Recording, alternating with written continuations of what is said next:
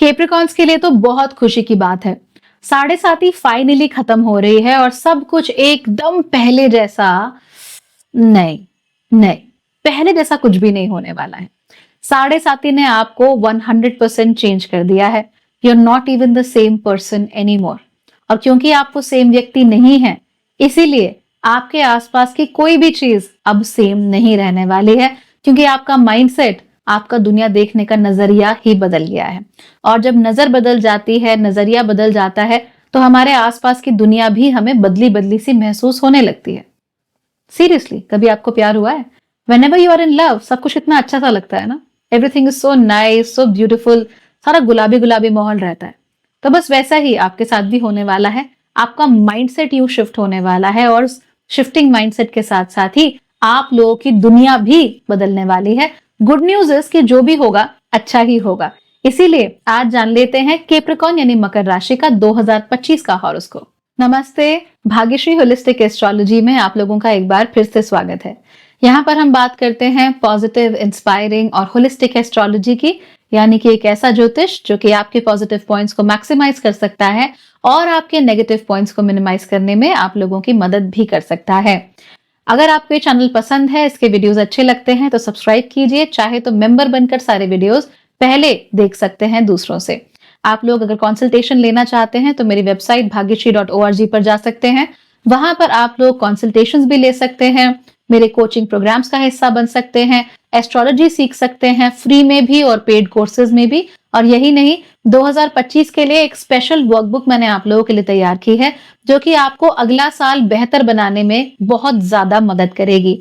तो वो वर्कबुक भी जरूर लीजिएगा और अपने जिंदगी में आगे काम कैसे करना है, क्या क्या होने वाला है अगले साल में, वो सारी बातें वहां पर मेंशन है। Do use it to the best of its capacity.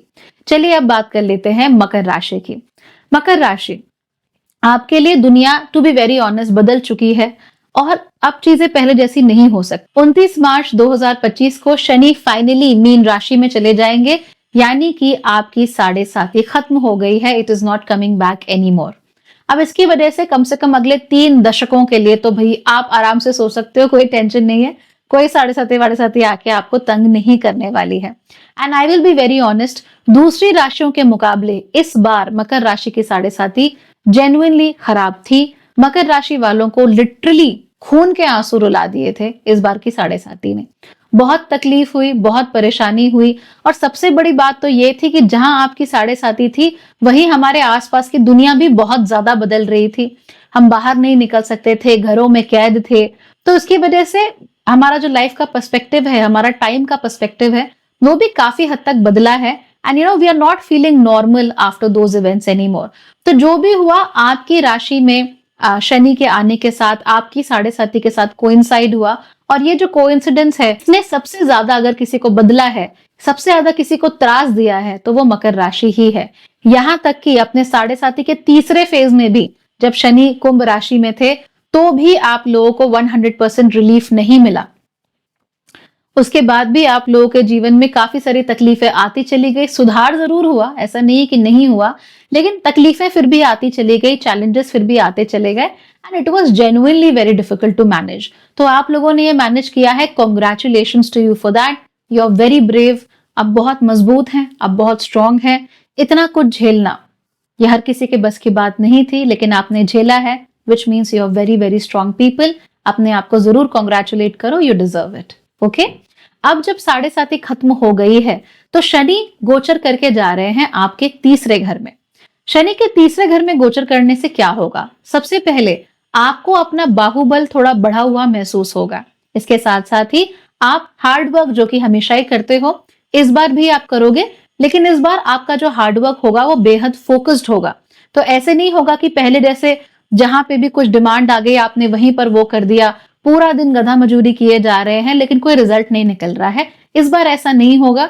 Saturn आपको एक्सट्रीमली फोकस करके रखेंगे और उस फोकस की वजह से आप लोगों के रिजल्ट्स भी बहुत अच्छे आने वाले हैं। So again congratulations for that. इसकी वजह से आपके पैसे की सिचुएशन पहले से कहीं ज्यादा सुधरेगी। हाँ, धीरे-धीरे सुधरेगी तो ऐसा नहीं है कि इमीडिएटली छप्पर फट के आपकी लॉटरी लग जाएगी। धीमे-धीमे ही सुधरेगी लेकिन सुधरेगी ज़रूर। तो पहले की तरह परेशान होने की आप लोगों को ज़रूरत नहीं है। अपने रिलेशनशिप के मामले में भी चीज़ें आपके लिए पहले से कहीं बेहतर हो जाएँगी and you will be feeling very good. आपको ऐसा लगेगा कि आप अपने पार्टनर के साथ पहले से कहीं ज़्यादा जुड़ाव महसूस कर रहे हैं। जो लोग सिंगल हैं, उनको भी इस बार बहुत सारी अपॉर्च्युनिटीज़ मिलने वाली हैं, so they will also feel extremely happy. यही नहीं, सबसे बड़ा चेंज जो मकर राशि में होगा वो ये है कि मकर राशि के लोग अब अपने लिए चीजें डिमांड करना शुरू कर देंगे। तो पहले क्या होता था कि मकर राशि वाले बेचारे काम करते रहते थे, मेहनत करते रहते थे, लेकिन उन्हें मिलता कुछ नहीं था। थोड़ा बहुत जो भी मिला, पीनट्स मिले, उसमें उन्होंने जिंदगी अपनी बसर कर ली। लेकिन इस बार मकर राशि कहेंगे कि देखो ऐसा है, काम मैंने पूरा किया है, काबिलियत मेरे अंदर पूरी है, I have given my best, I have given my loyalty, now give me a reward. तो जो डिमांडिंग नेचर है ना, जो यूजुअली मकर राशि में होता नहीं है, वो बहुत ज्यादा इस बात खुल के आ जाएगा। यहाँ तक कि आपकी पत्नी भी है, आप पिछले 20-25 साल से आपके साथ हैं, चुपचाप सहा सब कुछ, चुपचाप झेला, ससुराल वालों के ताने भी झेले, आपका भी चिक चिक झेली, सब कुछ किया। Suddenly she will be like no, now मैं चाहती हूं कि मैंने जो इतना कुछ किया है, मुझे उसके बदले में कुछ तो मिले। क्या हिसाब है मेरी जिंदगी का जो मैंने आपके लिए बिताई है, क्या हिसाब है मेरी जिंदगी का जो मैंने आप लोगों के ऊपर खर्च कर दी है। तो इस तरह की चीजें बहुत देखने को मिलेगी। तो फाइनली मकर राशि वालों के अंदर जबान आ गई है और जबान पूरी खुलकर इस्तेमाल होने वाली है। बहुत ज्यादा डिमांड करने वाले हो, वर्क प्लेस में डिमांड्स होंगी। आप कहेंगे कि भाई नहीं, मैं इतना काम कर रहा हूँ, एक साथ 5-5 लोगों का काम संभाल रहा हूँ, आपकी कंपनी में तो पता ही नहीं चलता कौन आ रहा है कौन जा रहा है, एंड इसकी वजह से मेरे ऊपर एक्स्ट्रा लोड पड़ता है, I am not asking for anything more. इसीलिए अब समय आ गया है कि आप मुझे या तो मेरी सैलरी इंक्रीमेंट कीजिए या फिर मुझे हायर पोजीशन पे बिठाइए, बिकॉज आई डिजर्व दैट। तो इस तरह की चीजें बहुत ज्यादा मकर राशि वालों के साथ होने वाली हैं, है ना। स्टूडेंट्स भी होंगे मकर राशि के, वो भी कहेंगे कि ma'am why don't you pay attention to me, आप मेरे तरफ क्यों नहीं देखते, आप मुझको अटेंशन क्यों नहीं दे रहे हो, बात क्या है आखिर, is there something wrong with me. तो इस तरह की बातें बहुत ज्यादा बढ़ने वाली हैं। और जहां जहां भी मकर राशि वाले लोग होंगे, दे विल बी लाइक मुझे भी देखो, look at me also, I am also here, you need to pay attention to me also. इस तरह की चीजें बहुत ज्यादा होने वाली है मकर राशि के साथ। एंड ज्यादातर केसेस में इट इज ओके, ज्यादातर केसेस में इट इज वैलिड ओनली। लेकिन याद रखिए, बात करने का तरीका अच्छा होना चाहिए। तो आप अटेंशन चाहते हैं, प्रमोशन चाहते हैं, प्यार चाहते हैं, कुछ भी चाहिए, डिमांड भी अगर आप कर रहे हैं तो डिमांड करने का भी एक तरीका होता है, एक सलीका होता है। वो सलीका शायद आप भूल सकते हैं। क्यों? क्योंकि राहु दूसरे घर में आ जाएगा। उसकी बात तो थोड़ी देर में करती हूँ, लेकिन जनरली डिमांडिंग की जो बात है वो बढ़ सकती है और उसकी वजह से आप आगे भी बढ़ सकते हो लाइफ में और 2-4 रिश्ते भी खराब कर सकते हो। तो उसका खासा ध्यान देना। आपकी थिंकिंग अब थोड़ी ज्यादा कंजर्वेटिव होने लगी है।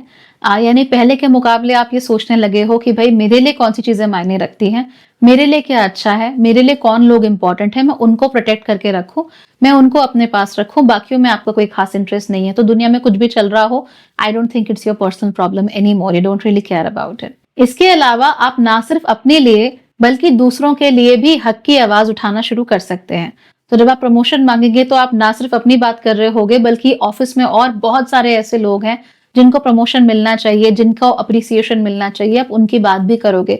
तो लीडरशिप क्वालिटीज आपके अंदर इस साल काफी ज्यादा डेवलप होंगी और नेचुरली आप सबके लिए बात बोलना चाहोगे और सही और वैलिड बात बोलोगे, which is I think quite nice. इसके अलावा आपका बहुत ज्यादा इंटरेस्ट स्पिरिचुअलिटी में, एस्ट्रोलॉजी में तो बहुत ज्यादा बढ़ सकता है और ओकल्ट सब्जेक्ट्स में आप बहुत ज्यादा इन्वॉल्व हो सकते हो।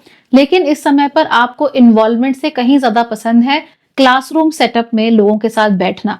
तो अगर आपको मान लो ओकल्ट सीखना है, एस्ट्रोलॉजी सीखनी है, तो आप कहीं फिजिकल स्पेस पर जा सको, वहां पे ब्लैक बोर्ड में लिख रहे हैं, आपको समझा रहे हैं, वो आपको ज्यादा समझ में आएगा।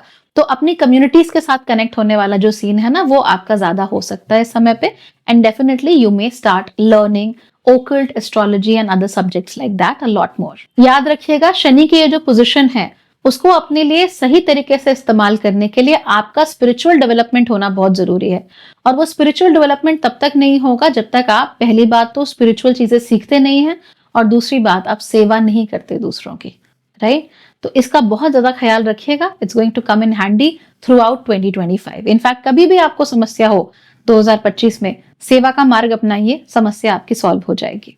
राहु की बात कर लेते हैं। राहु आपके दूसरे घर में गोचर करेंगे इस साल और जो केतु हैं वो आपके 8वें घर में गोचर करेंगे।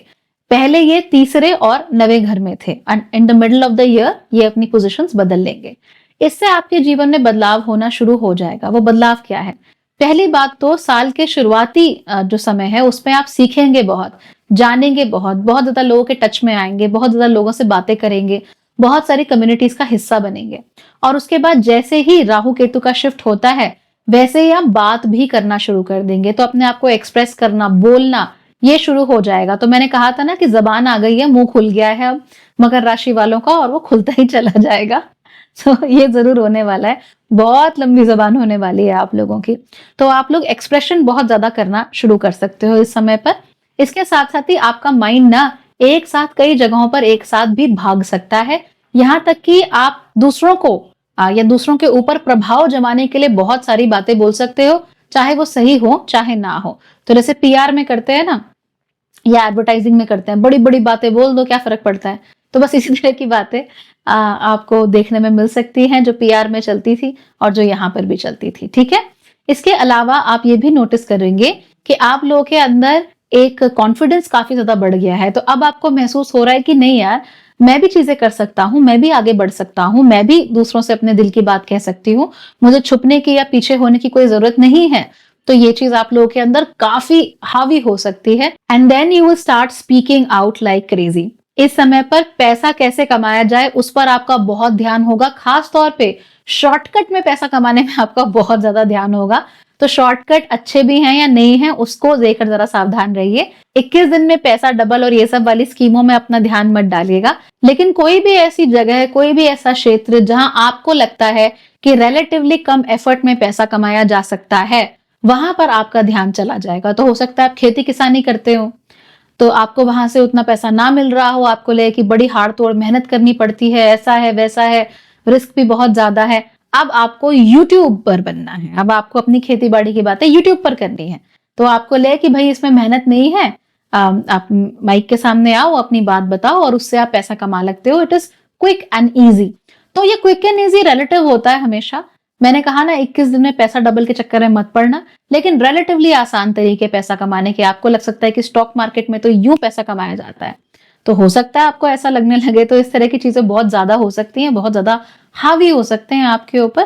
Please take very good care of that. इस समय पर आप लोग बहुत ज्यादा गॉसिप खोर बन सकते हैं, यानी गॉसिप करने का बहुत मन करेगा, इसकी बात उसको, उसकी बात उसको। ऐसा बिल्कुल मत करना। अगर आपके आसपास लोग गॉसिप कर भी रहे हैं तो आप उनके साथ बिल्कुल भी इंडल्ज मत होना, क्योंकि गॉसिप करने से एज सच तो कुछ नहीं होगा, लेकिन लोगों के आगे आपकी इमेज जरूर खराब हो सकती है, जो अच्छी खासी इमेज आप बनाने की कोशिश कर रहे थे।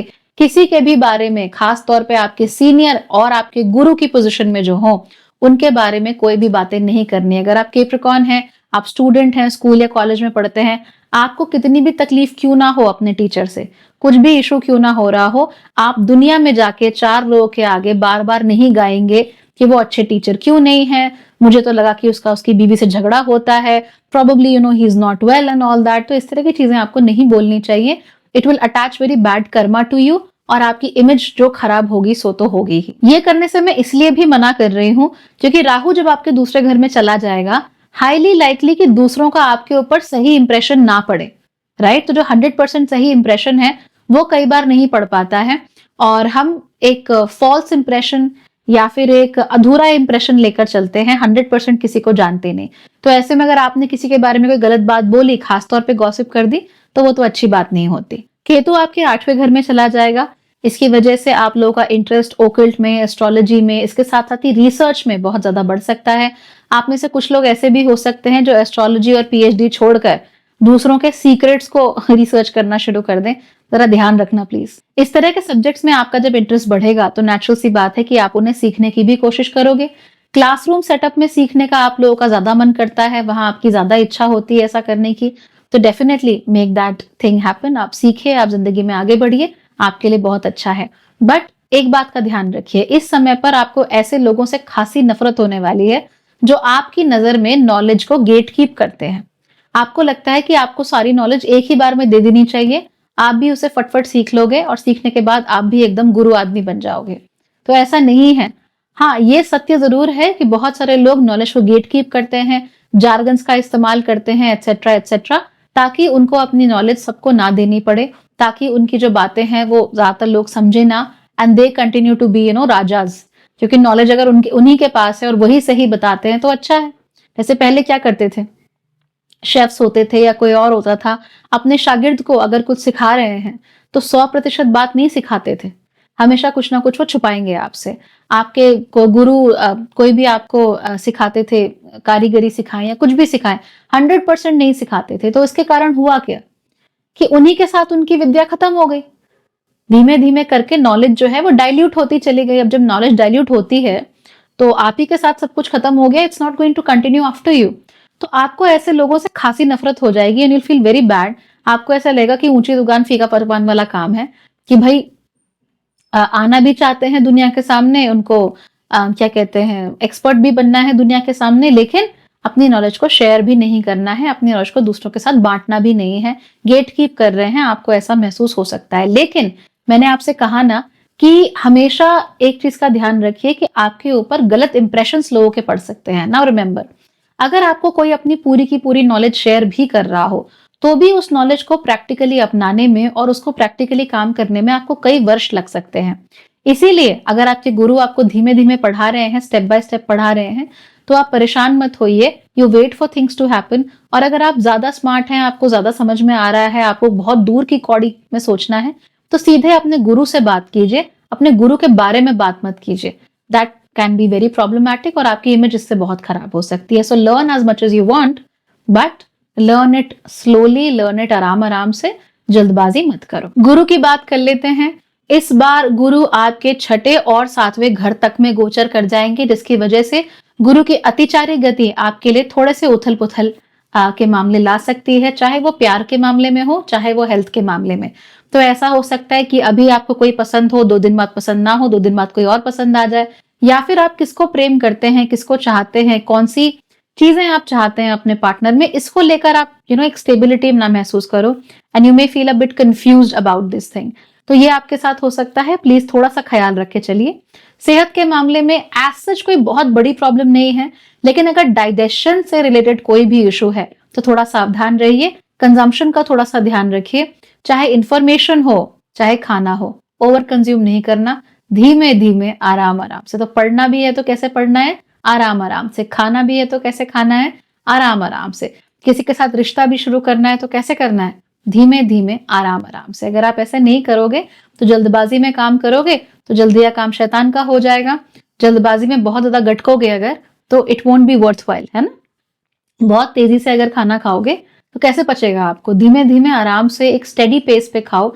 जो भी काम करना है धीमे धीमे एक स्टेडी पेस पर करो, तभी वो फलता है। जल्दबाजी में काम करके कुछ फलता नहीं है। So take it very very easy here. एक और चीज अगर मैं आपसे कहूं तो इस साल अनाज ऐसे खाइए जो थोड़े ग्रेनी टेक्सचर के हों। तो होल जो अनाज होते हैं वो खाइए, इंस्टेड ऑफ ये पतला मैदा, या बिल्कुल आपने देखा होगा कई बार तो आटा भी इतना पतला होता है, इतना महीन पिसा हुआ होता है कि आटे और मैदे में फर्क ही पता नहीं चलता।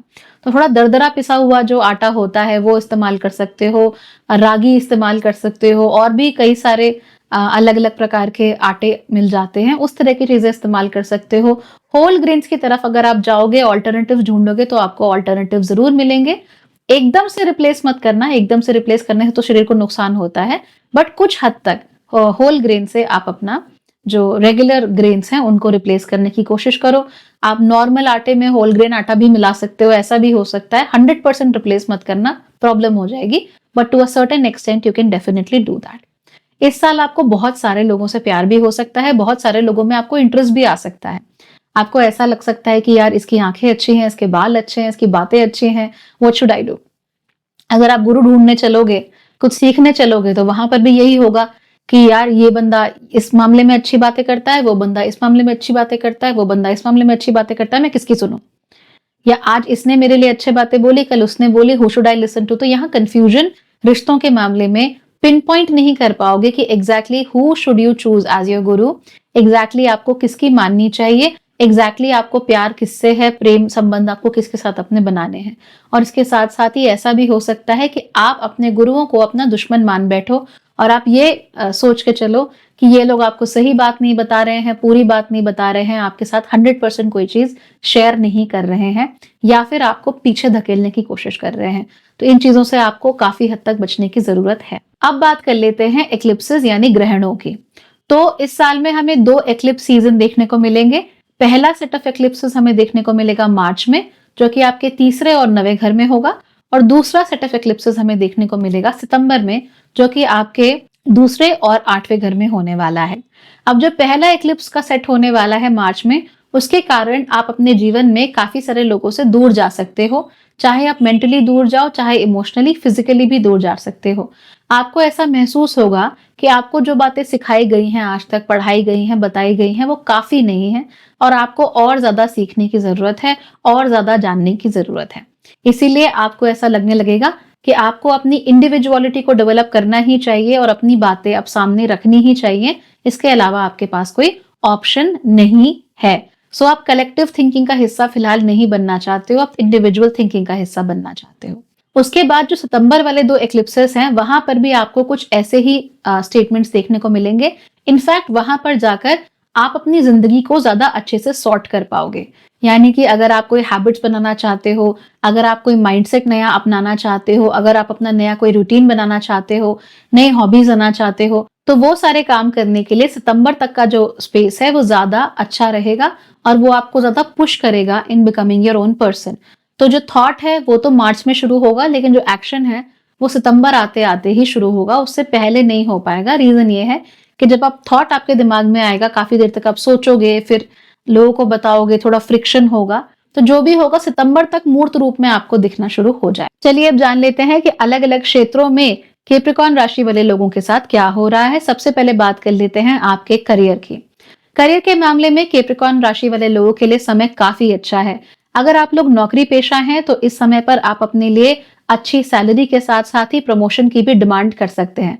मैंने कहा था ना आपकी जबान खुलने वाली है, तो हाँ वही हो रहा है। You are going to speak out a lot and you are going to demand things. आप अपने लिए बेहतर नौकरी ढूंढने की भी कोशिश कर सकते हो, जॉब स्विच करने की कोशिश भी कर सकते हो और अपनी ही जॉब में बेहतर इंक्रीमेंट या बेहतर प्रमोशन पाने की भी कोशिश कर सकते हो। अगर आप लोग बिजनेस ओनर हैं, इन दैट केस आपके लिए भी साल अच्छा है, लेकिन आपके लिए इसकी जो शुरुआत है या जो रिजल्ट है वो रिलेटिवली काफी स्लो आएंगे। वजह यह है कि जो लोग भी नया नया बिजनेस स्टार्ट किया है, जिनका भी और बिजनेस है, आप एक प्रॉपर ऑर्गेनाइजेशनल स्ट्रक्चर में काम नहीं करते, जो कि जनरली कैप्रिकॉर्न राशि के साथ बेहतर चलता है। क्योंकि आप एक ओपन स्ट्रक्चर में काम करते हो, इसीलिए वहां पर अपने आप को स्टैब्लिश करने में और वहां से रिजल्ट्स निकालने में आपको थोड़ा सा ज्यादा वक्त लग जाता है। दैट्स इट, और कोई बात नहीं है। अदरवाइज आपके लिए अच्छा ही है। ज्यादातर मकर राशि वाले जो लोग हैं, जिनके बिजनेस हैं, जिनके अपने अपने बिजनेस हैं, ये लोग इस साल अपने जो दाम हैं अपने प्रोडक्ट्स और सर्विसेज के, वो बढ़ा सकते हैं।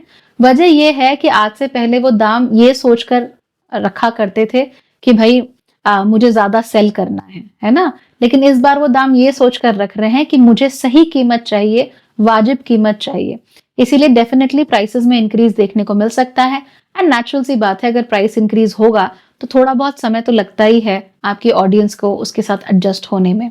So don't worry about it. आप सीधे सीधे जाइए और अपने प्राइसेस पर काम कीजिए। सही प्राइस आपके गुड्स के लिए क्या हो सकती है, जिसके थ्रू आपके लिए कुछ प्रॉफिट भी बचे, आपको मेहनत का फल भी मिले। चीजें अनडाउटेडली स्लो तो होंगी, पर इसका मतलब ये नहीं है कि खराब होंगी। So they are going very well in your case. जहां तक फाइनेंसेस की बात है, फाइनेंस के क्षेत्र में कैप्रिकॉर्न राशि वाले इस साल पहले के मुकाबले काफी अच्छा करेंगे। तो पैसे के मामले में यह साल आपके लिए कहीं बेहतर होने वाला है।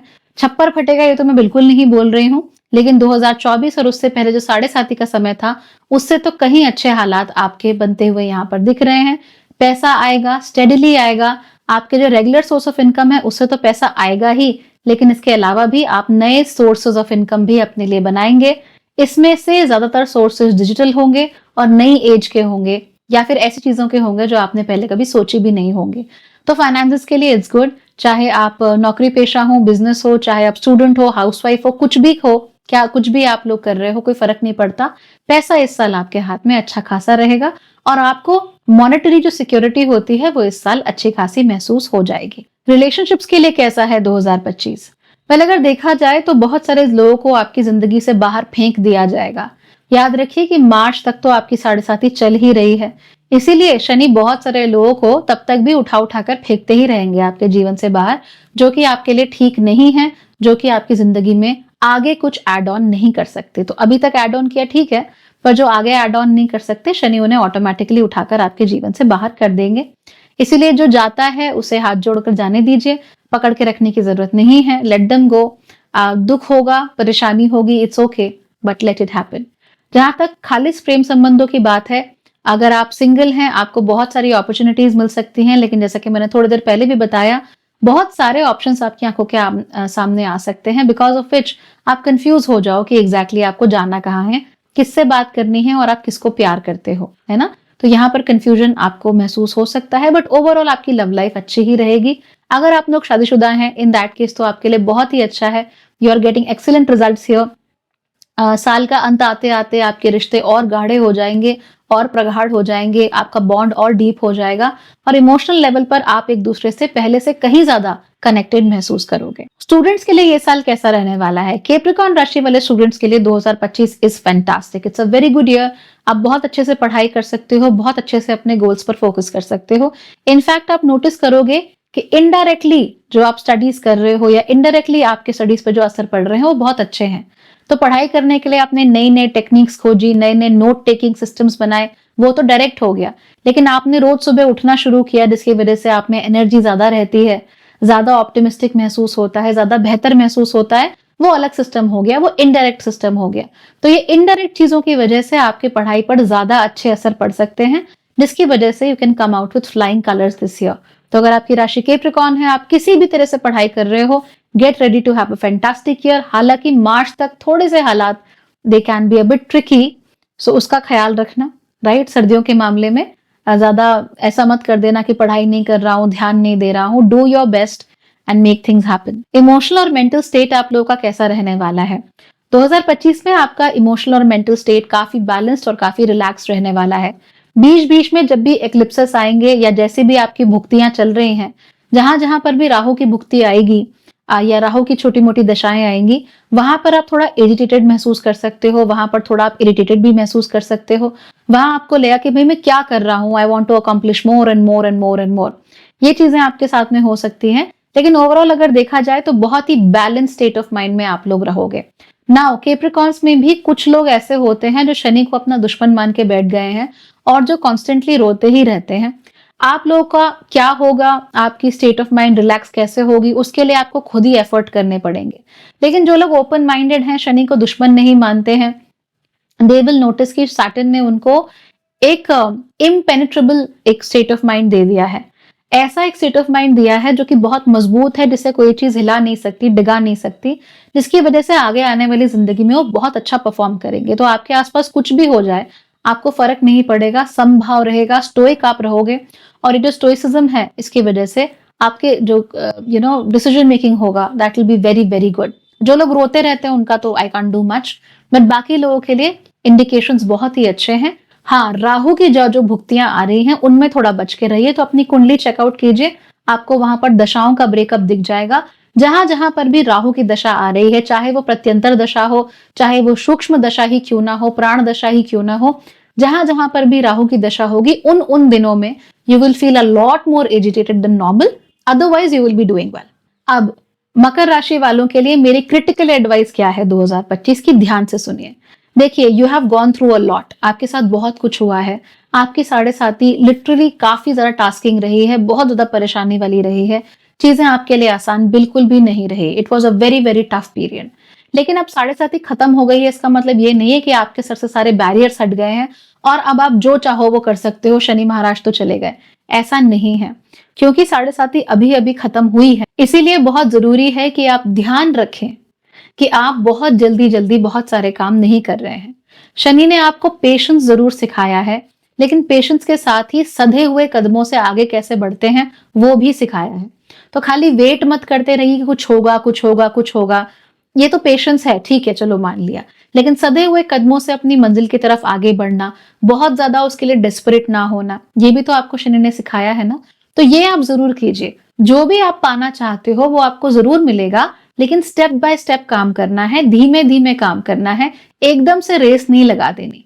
याद रखिए, अगर आप मकर राशि में आपका जन्म हुआ है, life will not be a sprint, it will be a marathon. यानी 100 मीटर की रेस नहीं है, 14 किलोमीटर का आपका मैराथन है। आपको उसको 14 या 21, 14 का तो आई थिंक हाफ मैराथन होता है। सो इतना लंबा आपका हाफ मैराथन है, आपको वो पार करना ही पड़ेगा, आपको मेहनत करनी ही पड़ेगी। और मैराथन जब आप भाग रहे होते हैं, उस समय पर आपके लिए तेज भागना, एकदम से सबसे तेज भागना वो जरूरी नहीं होता। कंसिस्टेंटली एंड्योरेंस के साथ भाग पाना वो जरूरी होता है। तो आप इसी को अपना माइंडसेट बनाइए। जल्दबाजी में कोई काम मत कीजिए, एकदम से तैश में आके, एकदम से इम्पल्स में आके कोई काम मत कीजिए। जो भी कीजिए धीमे धीमे कीजिए, और प्लीज अपने आप को जबरदस्ती दूसरों से कंपेयर मत कीजिए। मैंने कहा ना, जब राहु जहां जहां पर भी एक्टिवेट होगा भुक्तियों के थ्रू, वहां पर आप कंपैरिजन करना शुरू कर दोगे। लेकिन आपको ऐसा करने की कोई जरूरत नहीं है। लाइफ इज गुड, जो आपका है वो आपको जरूर मिलेगा। Take it easy. Alright, so that's my advice for you. So good luck everybody, जो भी कैप्रिकॉर्न राशि वाले हैं, खुश रहिए। अच्छा साल है, अच्छे रिजल्ट्स निकल कर आने चाहिए। माइंडसेट अपना अच्छा बना के रखो, दिमाग शांत रखो, और सब आप लोगों को मिल जाएगा। ये काम करने के लिए आप चाहो तो मेरी वर्कबुक का भी इस्तेमाल कर सकते हो। और अगर आप चाहते हो कि मैं आपकी कुंडली देखूं, you can come to my website bhagyashree.org, और हम आपकी कुंडली साथ में बैठकर डिस्कस भी कर सकते हैं। All right, take care everybody, bye bye and have a beautiful 2025।